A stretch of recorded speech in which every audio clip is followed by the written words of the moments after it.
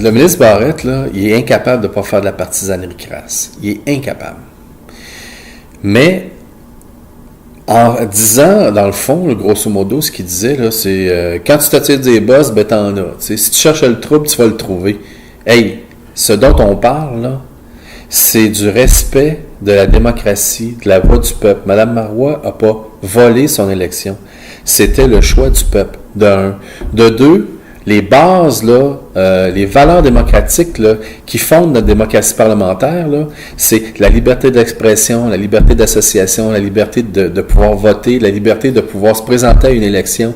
C'est ça qui bafoue quand il dit des niaiseries comme ça.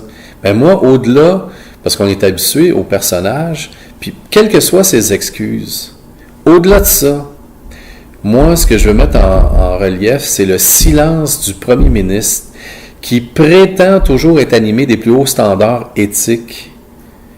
Mais là, je regrette, là, mais en gardant le silence, là, il banalise les propos et l'attaque directe qu'a fait son ministre aux valeurs fondamentales de notre démocratie et à la détestation de l'autre. Lui qui fait souvent des grandes leçons sur la détestation de l'autre.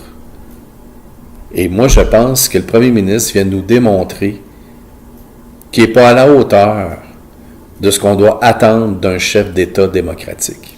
D'ailleurs, il faudrait peut-être rappeler comment il a parti sa campagne électorale la dernière fois.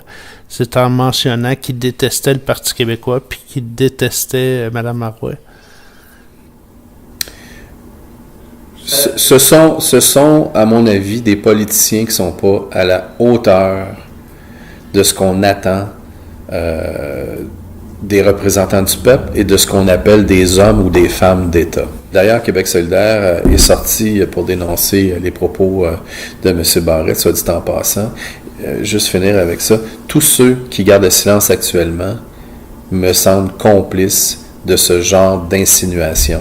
J'ai hâte d'entendre le chef de la CAQ là-dessus.